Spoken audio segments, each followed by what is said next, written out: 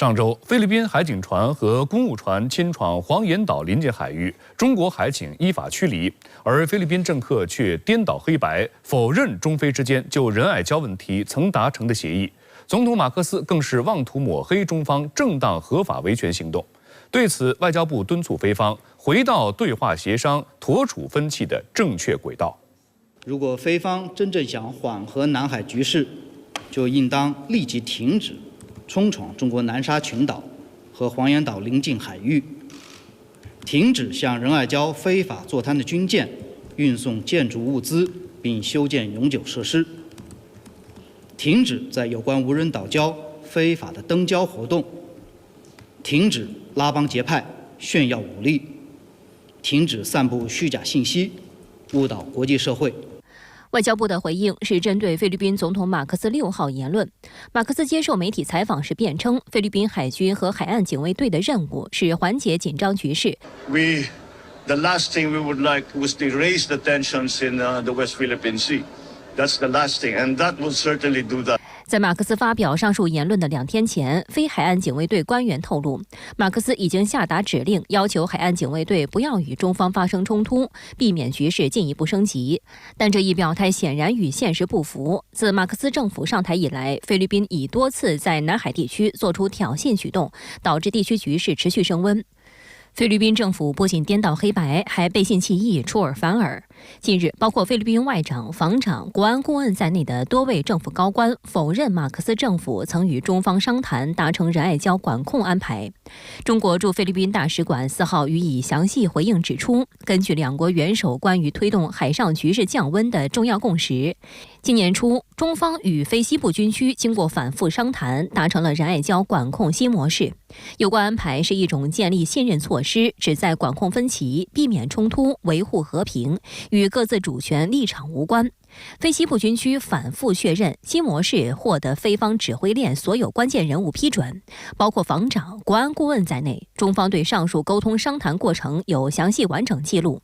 对此，菲律宾方面避而不谈，持续狡辩。菲防长特奥多罗5号在一份声明中仍宣称中方在试图制造另一个谎言，同时否认曾在中国大使礼节性拜访期间讨论或听取任何有关君子协定或新模式的内容。中央广播电视总台国际锐评指出，菲律宾现任政府之所以背信弃义、3天2头地给非法坐滩仁爱礁的军舰运送建筑材料，一个可能的解释是，这艘破船的状态已经不太乐观，所以菲律宾不断挑衅中国，做违背承诺的小人。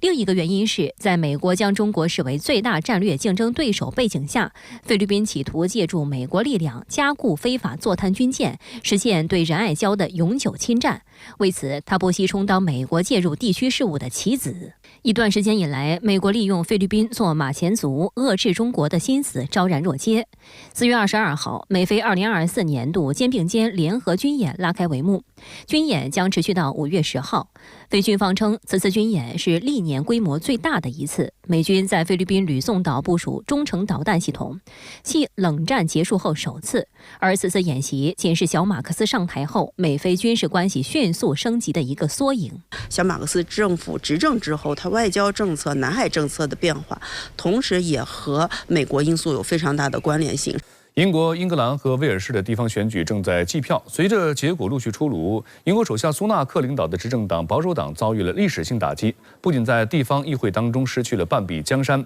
而且包括伦敦和伯明翰等多个重要城市的市长也由最大在野党工党籍政治人物胜选出任。地方选举被称为英国大选的风向标，苏纳克和保守党这次失利，前途堪忧。I therefore declare that Sadiq Khan has been duly elected as Mayor of London.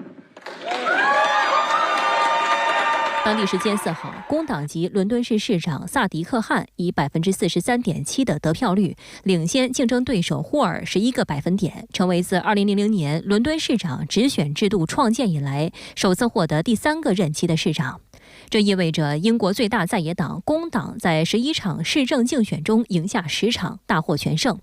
英国广播公司的报道称，萨迪克汗再度蝉联执政是预料中事。令人意外的是，工党籍候选人帕克在英国第2大城市伯明翰所在地的西米德兰兹郡以微弱优势击败保守党现任市长斯特里特，至此工党获得了对所有英国中部重要城市的控制。对于保守党来说，雪上加霜的是，他们还失去了约克及北约克郡的席位。这片区域覆盖了首相苏纳克所代表的里士满选区，工党在此地向来战绩不佳，因此英媒称保守党的失败相当于后院失守。此外，截至4号，保守党在地方议会选举中几乎已经失去半壁江山，在该党1000个面临换届的议席中丢掉了将近500席，同时还失去了10个地方议会的控制权。英国政治学家约翰·柯蒂斯形容，保守党在本届地方选举中的表现可能是过去40年最糟糕的一次。面对保守党遭遇的惨败，苏纳克表示，选举结果令人失望，表明英国正走向一个由工党作为第1大党组成的悬浮议会。英国舆论则担忧，不仅保守党继续执政的前景暗淡，甚至苏纳克的首相地位也可能动摇。按照英国宪法规定，英国必须在明年1月25号之前举行大选。英媒普遍认为，英格兰和威尔士地方选举是英国各个党派的大选前的大型民意测试。保守党获得了不及格的成绩。对于苏纳克首相来说，可以说是凶多吉少啊，因为他马上在今年下半年就要国会大选了啊！以目前的这个情况来看呢，这个现任的或者说是执政的这个保守党呢，它离这个工党的也是在野工党的这个民调差距有10几个百分点。彭博社认为，保守党已经执政了14年，期间英国经历了紧缩政策、英国脱欧和生活费危机等巨变。苏纳克上台以来，承诺削减通胀和税收，保障养老金，并在卢旺达计划生效后遣送非法移民，但结果显然没能让选民满意。分析认为，从前首相卡梅伦又任外交大臣就可以看出，保守党内面临人才紧缺等多重困扰。尤其呢，有一些这个他们的那个阁员确实发言不当，而且现在的这个首相呢，苏纳克呢，好像也领导无方，再加上内部的这个他们的通货膨胀，还有俄乌的战争给他们的影响等等等等，这些都不得人心。对于工党取得的胜利，工党党首斯塔默称之为超预期的结果。他还借势向苏纳克喊话，敦促其立即启动大选。This was directly to Rishi Sunak to say we're fed up with your decline, your chaos and your division, and we want change. 俄乌冲突已经持续800天了，那么俄乌对于战场形势描述仍是说法不一。战事焦灼之际呢，美国总统